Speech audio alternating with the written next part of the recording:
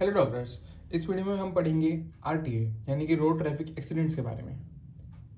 Just kidding, we are going to study about the renal tubular acidosis. RTA core topic है medicine का और इससे हमारे university exams में भी क्वेश्चन पूछे जाते हैं और नीट और आईएनआईसेट के लिए भी काफ़ी इंपॉर्टेंट टॉपिक है। और मेडिसिन के टॉपिक्स की एक खास बात है कि अगर हम उन कॉन्सेप्ट्स को समझ लें तो वो टॉपिक हमारे लिए एकदम केक वॉक हो जाएगा। तो आज हम उन्हीं कॉन्सेप्ट्स को समझेंगे। तो लेट्स बिगिन। तो हमारी किडनी की जो फंक्शनल यूनिट होती है वो होती है नेफ्रॉन। उसकी बिगिनिंग हम यहाँ से करते हैं। ये है हमारा बोमेंस कैप्सूल और उसके अंदर है ग्लोमेरुलस जो एक टफ्ट ऑफ कैपिलरीज है। ये यहाँ पे कैफरेंट आर्टीरियल आती है और इफरेंट आर्टीरियल यहाँ से बाहर जाती है। तो इसको हम पूरे को बोलते हैं मिला के इन दोनों को रीनल कॉर्पस्कल। अब वहाँ से स्टार्ट होता है हमारा ये ऐसा जिगजैग पाथ। इसको हम बोलते हैं प्रॉक्सिमल कॉन्वोल्यूटेड ट्यूब्यूल। और जो बाद में थोड़ा सा स्ट्रेट पार्ट है इसी का, इसको हम बोलते हैं प्रॉक्सिमल स्ट्रेट ट्यूब्यूल। और इन दोनों को मिला के बोलते हैं हम प्रॉक्सिमल ट्यूब्यूल। तो ये इसने हमारा बनाया प्रॉक्सिमल ट्यूब्यूल। इसके बाद आते हैं हम लूप ऑफ हेनले पे। ये आपको दिख रहा होगा एक थिन डिसेंडिंग पार्ट है, इसको हम बोलते हैं thin descending limb of loop of Henle. और ये छोटा सा पार्ट है thin ascending limb of loop of Henle का।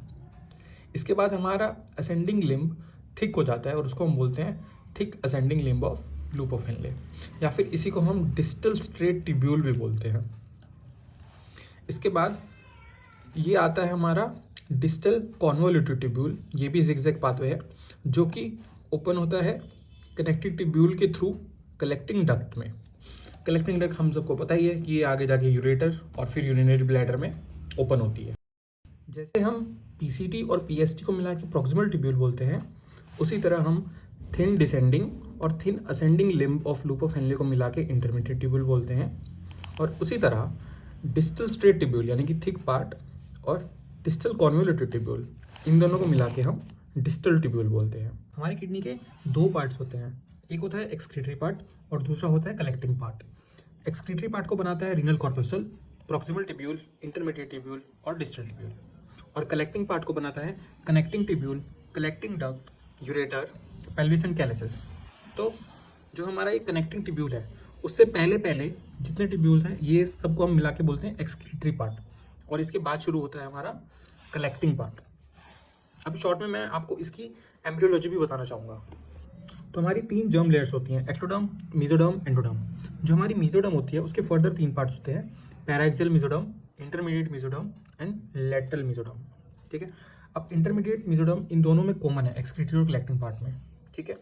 अब इंटरमीडिएट मेसोडर्म से जब बनता है यूरोजेनेटल साइनस, वो बनाता है नेफ्रोजेनिक कॉर्ड्स और उससे डेवलप होता है हमारा एक्सक्रीटरी पार्ट। ओके।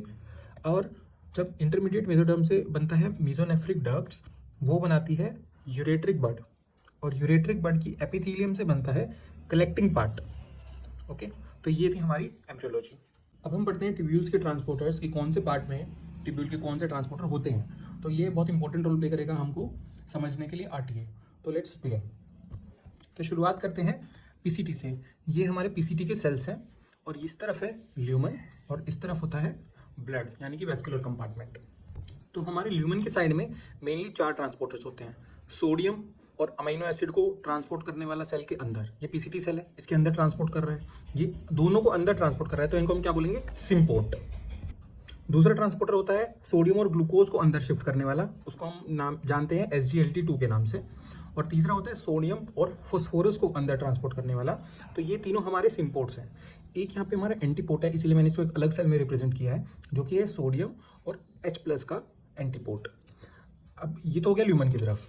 जो ब्लड वेसल है उस तरफ जो मेम्ब्रेन होती है इसको हम बेसोलेटरल मेम्ब्रेन बोलते हैं। और इस तरफ हमारा सोडियम पोटेशियम ATPase पंप होता है, जो कि हम पढ़ते हैं कि जो कि 2 पोटेशियम को अंदर शिफ्ट करता है सेल में और 3 सोडियम को सेल के बाहर शिफ्ट करता है। तो ये तो हुए हमारे ट्रांसपोर्टर्स।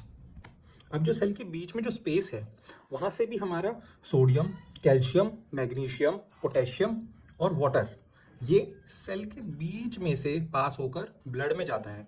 इसको हम बोलते हैं पैसिव पैरासेल्युलर। पैरा मतलब सेल्स के बीच में से, तो पैरासेल्युलर ट्रांसपोर्ट।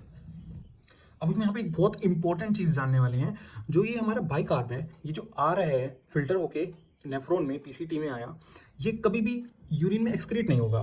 इसको हमें वापस ब्लड में लेके जाना है। अब इसको ब्लड में लेके जाने का क्या तरीका होता है, जो इस सोडियम H+ के एंटीपोड से सोडियम अंदर गया और H+ बाहर आया, उस H+ से जो फिल्टर होके HCO3 आया है उससे कंबाइन होता है और बनाता है H2CO3। ठीक है, अब H2CO3 पे कार्बोनिक एनहाइड्रेज 4 एंजाइम एक्ट करता है। ये कार्बोनिक एनहाइड्रेज की टाइप होती है, तो बाहर होता है 4, टाइप 4। ठीक है, तो H2CO3 को ये ब्रेक करता है H2O और CO2 में। अब यहाँ से वाटर तो आगे चला जाता है, हमारे ट्यूब्यूल्स में, लिम्ब ऑफ लूप में चल जाएगा, और जो CO2 है वो हमारे PCT के सेल के अंदर आ जाती है। अब CO2 यहाँ पे एक अदर, मतलब जो अंदर वाटर का मॉलिक्यूल है उसके साथ कंबाइन होकर H2CO3 बनाएगा। ये भी यहाँ पे भी कार्बोनिक एनहाइड्रेज होता है जो कि टाइप 2 है, उस पर एक्ट करेगा H2CO3 पे और इसको ब्रेक कर देगा फिर से H+ और HCO3 में। ठीक है, तो ये H+ तो वापस इधर से एक्सक्रीट हो जाएगा, बट जो HCO3 है जो हमें ब्लड में लेके जाना था ये अब ब्लड में चला जाएगा। तो ये एक बहुत इंपॉर्टेंट कॉन्सेप्ट है, हमको याद रखना है कि HCO3 कभी एक्सक्रीट नहीं होगा, वो वापस ब्लड में चल जाएगा। तो इस HCO3 ने फिल्टर होने का मकसद क्या है इसका मकसद बोल सकते हैं कि ये H+ को हमारी बॉडी से एक्सक्रीट कराने में हेल्प करता है, जिससे हमारे ब्लड का pH मेंटेन रहता है। तो ये हुआ इसका रोल। तो गाइस PCT के बाद आता है thick ascending limb of loop of Henle and DCT। इसको मैं आपसे तब डिस्कस करूंगा जब हम इनहेरिटेड ट्यूबुलर डिसऑर्डर्स पढ़ेंगे। इसमें इस RTA में कोई रोल नहीं है इसका ज़्यादा, इसीलिए आगे चलते हैं। तो पहला मैंने आपको बताया जो PCT था वो हमको अच्छे से समझना था, और दूसरा हमें कॉर्टिकल कलेक्टिंग डक्ट्स अच्छे से समझना है, क्योंकि इसका बहुत इंपॉर्टेंट रोल होता है दूसरी टाइप्स के RTAs में। तो इसको समझना शुरू करते हैं। हाँ, जो हमारा कॉर्टिकल कलेक्टिंग डक्ट्स होती हैं, इनमें हमारे 3 सेल होते हैं, principal cell, alpha intercalated cells और बीटा इंटरकैलेटेड सेल्स। ओके, मैं आपको एक बार ये डायग्राम में दिखा देता हूँ, कहीं आप कंफ्यूज ना हो। जो ये हमारी कलेक्टिंग डक्ट है, मैं कॉर्टिकल कलेक्टिंग डक्ट एग्जैक्टली बोल किसे रहा हूँ, जो हमारी कलेक्टिंग डक्ट है ये मैंने इस डायग्राम में तो दिखाई है, पर ये ऐसे नहीं होती। यहाँ पे ये 3 पार्ट्स में डिवाइड होती है एक्चुअली, ऐसे। ये एक पार्ट हुआ ऊपर वाला, इसके बाद यहाँ पे भी एक लाइन है। ये 2 लाइन मैंने किस लिए खींची है, क्योंकि जो हमारी कलेक्टिंग डक्ट है ये इसका कुछ पार्ट होता है कॉर्टेक्स में, किडनी के कॉर्टेक्स में, कुछ पार्ट होता है मेडुला में, और मेडुला को भी हम 2 भाग में डिवाइड करते हैं, आउटर मेडुला और इनर मेडुला। इसीलिए मैं बोल रहा हूँ कॉर्टिकल कलेक्टिंग डक्ट। तो मैं इस पार्ट की बात कर रहा हूँ, ये नहीं, आप इससे कंफ्यूज मत होना कि DCT और DST के बारे में बात कर रहा हूँ, वो तो मैंने पहले भी बता दिया था। बट जो कॉर्टिकल कलेक्टिंग डक्ट्स है ये पार्ट, इसके बारे में हम बात करेंगे। यहीं पे होते हैं हमारे principal, alpha intercalated and beta intercalated sales.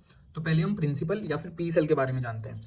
यहाँ पे एल्डोस्टेरोन आता है। एल्डोस्टेरोन हमें पता है कहाँ से प्रोड्यूस होता है, जोना ग्लोमेरुलोसा, ये होती है outer most layer of the adrenal cortex.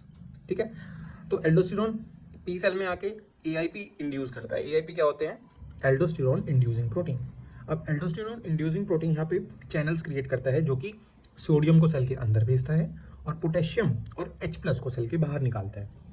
ठीक है, इसी तरह ये हमें पता है एल्डोस्टेरोन का फंक्शन होता है BP मेंटेन करने के लिए, और यहीं से हमारा पोटेशियम भी एक्सक्रीट होता है। और ये जानना बहुत ज़रूरी है, क्योंकि यही एक जरिया बोल लो या माध्यम बोल लो है जो कि पोटेशियम को हमारी बॉडी से एक्सक्रीट करता है। मेनली हमारा पोटेशियम यहीं से एक्सक्रीट होता है। तो अगर ये खराब हो गया या फिर एल्डोस्टेरोन यहाँ पे काम नहीं करेगा, तो पोटेशियम सेल के अंदर इंक्रीज होने लग जाएगा, या ब्लड के अंदर, जिसको हम हाइपरकैलेमिया बोलते हैं। ठीक है, और यहाँ पे रोम के चैनल्स भी होते हैं जो कि वो भी पोटेशियम को एक्सक्रीट करते हैं। और इसी को हम आगे देखेंगे कि यही इन्वॉल्व होता है टाइप 4 RTA में। मैंने बस लिख दिया है ताकि हम इसको इजीली रिलेट कर पाए। अभी के लिए ये समझ लोगे तो भी काफ़ी है, मैं टाइप 4 RTA को आगे एक्सप्लेन करूंगा। दूसरे सेल्स होते हैं अल्फा इंटरकैलेटेड सेल्स। यहाँ पे हमारे ल्यूमिनल साइड में होता है H+, K+ ATPase, ये पंप है जो कि ATP से चलता है, और दूसरा ATP से चलने वाला पंप है H+ ATPase। तो ये भी H+ को बाहर फेंकता है और ये भी H+ को बाहर फेंकता है। अब ये बहुत ही ज़्यादा इंपॉर्टेंट चीज़ है कि हम ये जाने कि H+ यहाँ से निकल रहा है, और ये हमारी मेन मशीनरी होती है, हम इसको मशीनरी बोल सकते हैं यूरिन एसिडिफिकेशन के लिए। ठीक है, तो मेन जो हमारी बॉडी से H+ लूज होता है वो हमारा होता है अल्फा इंटरकैलेटेड सेल से, और हमें लूज करना भी है, क्योंकि बहुत सारा H+ नॉर्मली बॉडी में बनता है जो कि हमें एक्सक्रीट करना होता है। अगर ये खराब हो गई अल्फा इंटरकैलेटेड सेल्स, तो बहुत बड़ी प्रॉब्लम हो जाती है। क्यों? क्योंकि H+ एक्सक्रीट नहीं हो पाएगा। क्या हो जाएगा, ब्लड में एसिडोसिस हो जाएगी, और यूरिन का हम क्या बोल सकते हैं, इसके इसमें क्या होगा, एल्कलाइनाइजेशन होगा, या फिर एसिडिफिकेशन नहीं हो पाएगा। एसिडिफिकेशन कैसे होता है यूरिन का, जब H+ बाहर आएगा वही तो एसिडिफाई करेगा। अगर यही बाहर नहीं आ पा रहा है तो हम इसमें बोल देते हैं कि inability of acidification of urine. तो ये मैं इसीलिए बता रहा हूँ, ये पॉइंट्स मैं आगे टाइप 1 आरटीए में भी बताऊंगा। तो अल्फा इंटरकलेटेड सेल हमारी इन्वॉल्व रहती है टाइप 1 आरटीए में। यहाँ पे हमें 2 पोर्ट्स के बारे में, ट्रांसपोर्टर्स के बारे में जानना है, जो कि ये दोनों है। ठीक है, अब चलते हैं बीटा इंटरकलेटेड सेल्स पे। यहाँ पे हमारे होता है पेंटिन प्रोटीन। ये क्लोराइड बाइकार्ब एक्सचेंजर होता है, यानी कि क्लोराइड को अंदर भेजता है और बाइकार्ब को सेल के बाहर भेजता है। और दूसरा हमारा बेसोलेटरल मेम्ब्रेन पे होता है एनायन एक्सचेंजर। ठीक है, तो ये हो गया बीटा इंटरकलेटेड सेल्स। ये भी थोड़ा बहुत टाइप 1 आरटीए में इन्वॉल्व रहता है, बट मेनली ये होता है, ये मोस्ट कॉमन है। ठीक है, अब शुरू करते हैं अपने आरटीएस को समझना। सबसे पहले मैं उसकी टाइप बताना चाहूँगा आपको।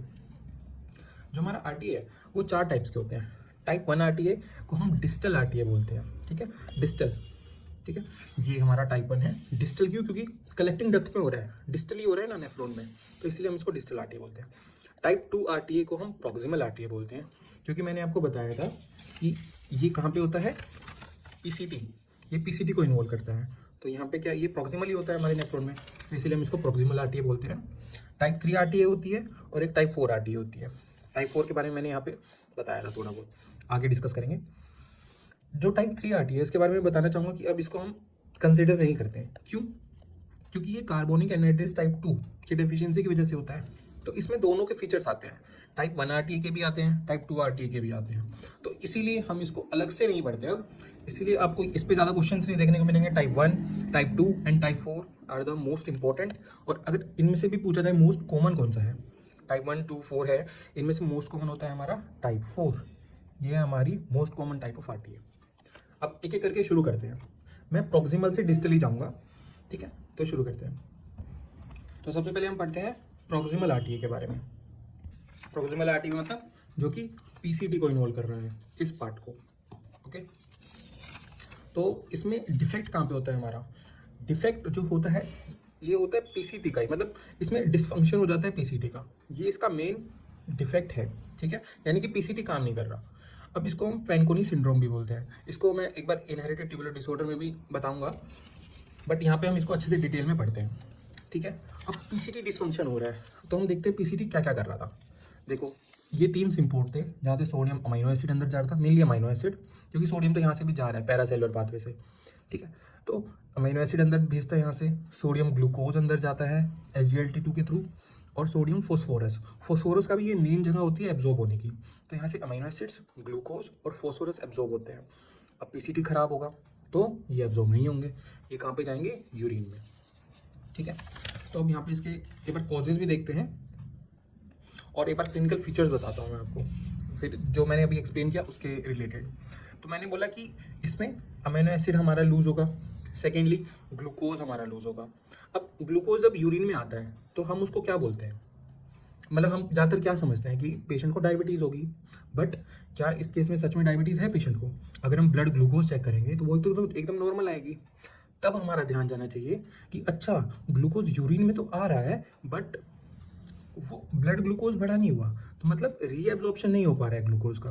अब ग्लूकोज का रीएब्जॉर्प्शन क्यों नहीं हो पा रहा है? क्योंकि SGLT2 खराब है, और उस हम आइडिया लगा सकते हैं कि हमारा प्रॉक्सिमल आरटीए हो सकता है।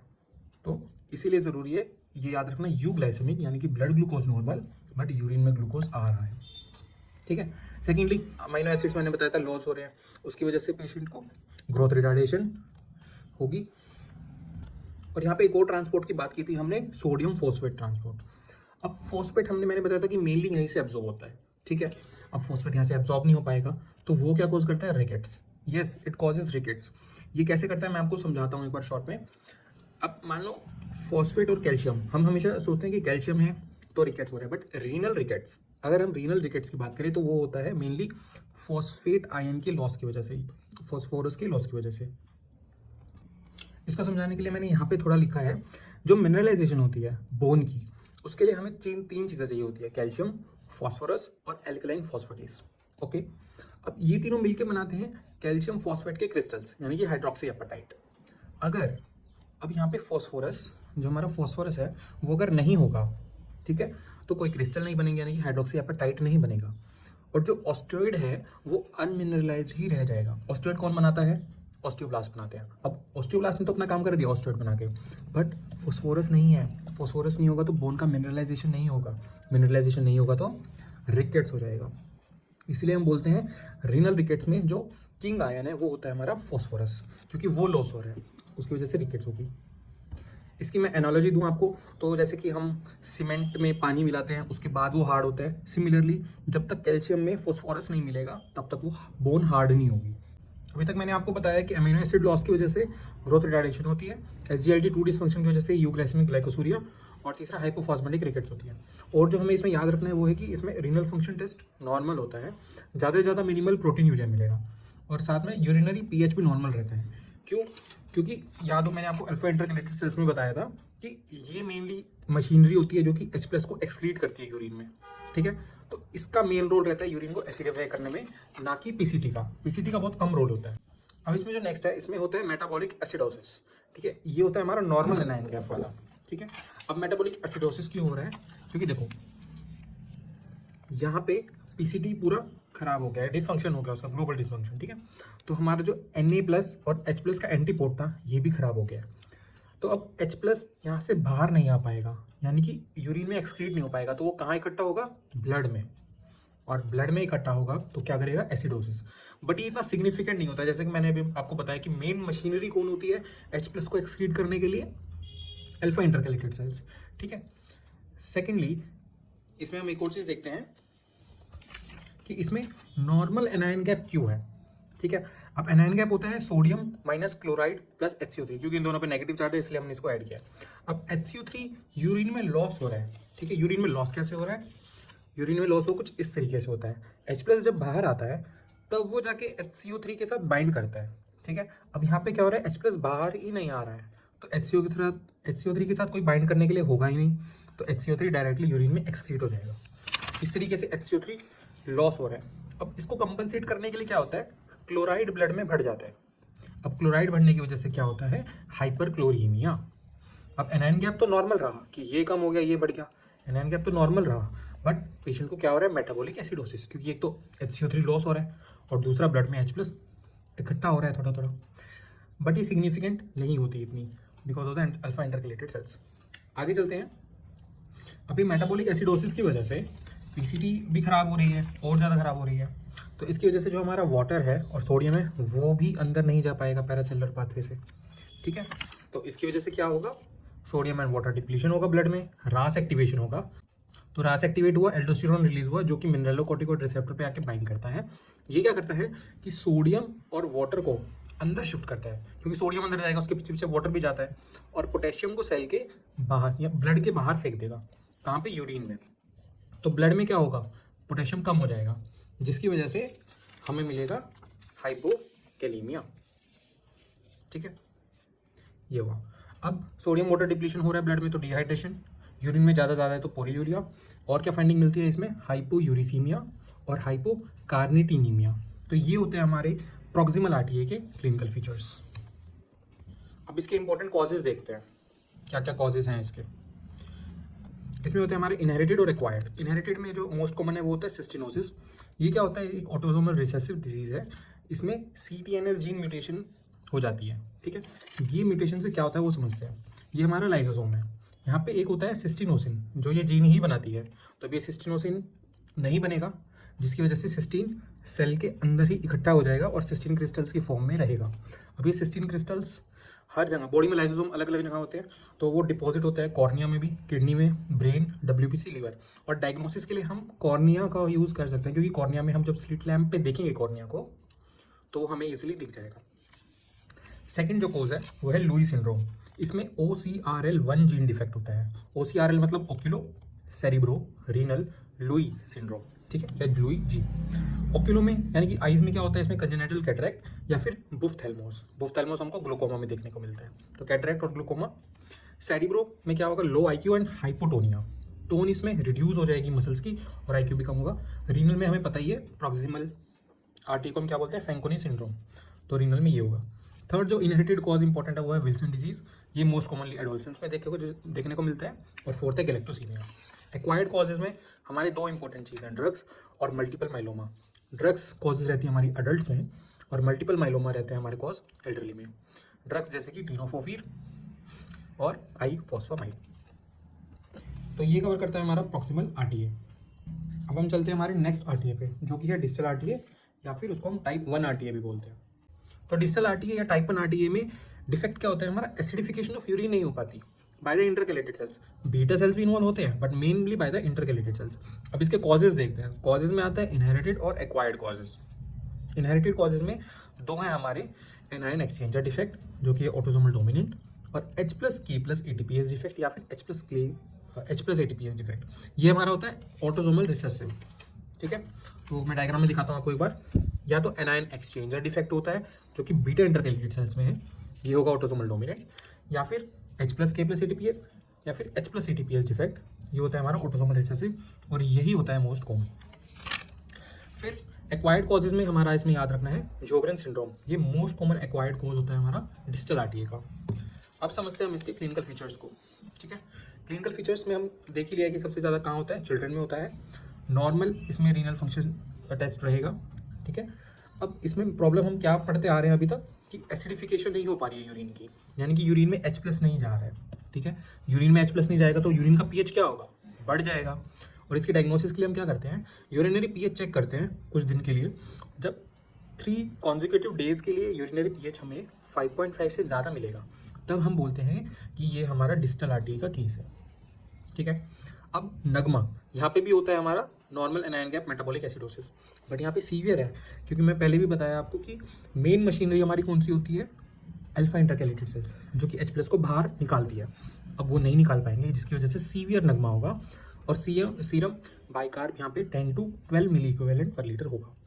अब इतने सीवियर नगमा की वजह से क्या होता है, बोन से कैल्शियम रिजॉर्ब होने लगता है। बोन से रिजॉर्ब होगा, ब्लड में जाएगा, ब्लड में क्या होगा, हाइपर कैल्सीमिया। ब्लड में ज़्यादा होने की वजह से यूरिन में भी ज़्यादा एक्सक्रीट होगा, हाइपर कैल्सीयूरिया होगा। वो क्या कॉज करेगा, रीनल स्टोन्स।